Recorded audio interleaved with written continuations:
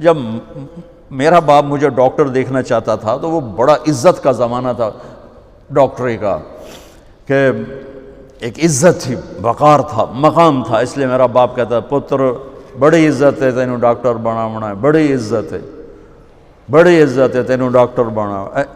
اچھا، وہ دیہاتی آدمی تھے، دو باتیں کہتے تھے، بڑی عزت ہے بڑا پیسہ ہے، بڑی عزت ہے بڑا پیسہ۔ وہ اللہ نے پہلے ہی دیا ہوا تھا، لیکن وہ پیسے کا ذوق کس کو نہیں ہے، کس کو شوق نہیں، میرا پوتر تینوں ڈاکٹر بناونا ہے، بڑی عزت بڑا۔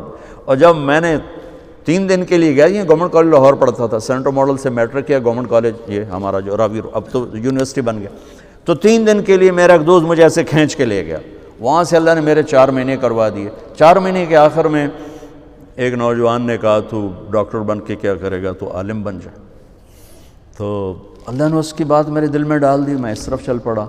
جب میں نے گھر آ کے بتایا تو میرے باپ، اچھا اس دور میں ڈاکٹر ایک قداور شخصیت تھی اور مولوی ایک پست ترین گندگی کا کیڑا، یہ کیفیت تھی۔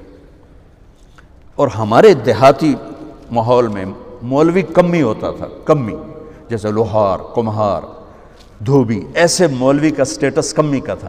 تو میرا باپ کہے تو کمی بڑوں ہیں، تو میری نک وڈھاؤں ہیں، تو کرو کی ہیں، تو میں نے کسے پاسے ران دیونا ہے، جیون دیونا ہے کہ نہیں جیون دیونا۔ سارے علاقے دے ذمہ دار جڑے نے مینوں لانتاں کریں دیں کہ تیرا پوتر تو مولوی بندا پیا دا، بن سی کی۔ تو 23 نومبر 1972 صبح 8-9 بجے کا ٹائم تھا، میرے باپ گھر میں آئے، وہ ذمہ داروں والی چادر پہنی ہوئی بڑی اور چولا کھلا، پگڑی کھول کے یہاں رکھی ہوئی، تو مجھے دیکھتے ایک دم غصے میں آ گیا، یہ تو مولوی بننا ہے تو میرے گھر چوں نکل جا، زور سے کہا، یہ تو مولوی بننا ہے تو میرے گھر چوں نکل جا۔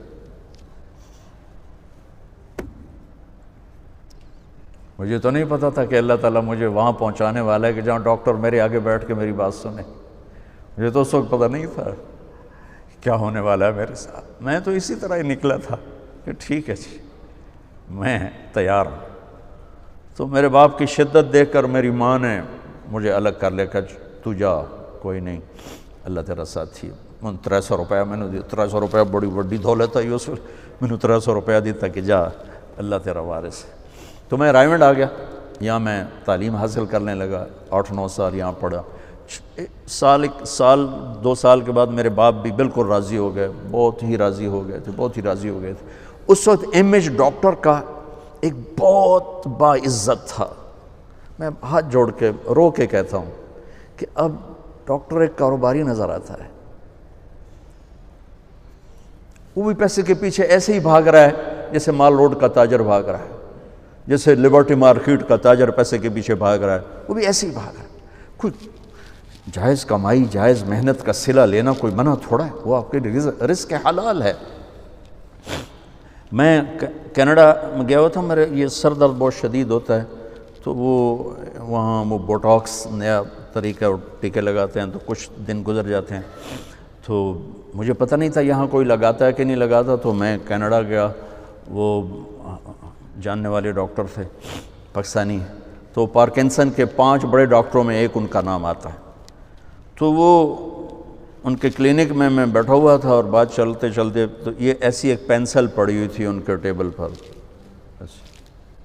تو وہ یوں پینسل اٹھا کے مجھ سے کہنے لگے مولانا یہ ایک پینسل میں کسی کمپنی کے ایجنٹ سے لے لوں تو میں بلیک لسٹ ہو جاؤں گا، ایک پینسل میں کسی کمپنی کے ایجنٹ سے لے لوں تو میں بلیک لسٹ ہو جاؤں گا، میں کلینک نہیں کر سکتا اس کے بعد۔ تو آپ ڈاکٹر بنے، تاجر نہ بنے، ڈاکٹر بنے، آپ مسیحا بنے، اللہ کی قسم مریضوں کی دعائیں آپ کی نسلوں کو نہال کر دیں گی۔ اگر آپ صرف تاجر بن گئے تو ٹھیک ہے،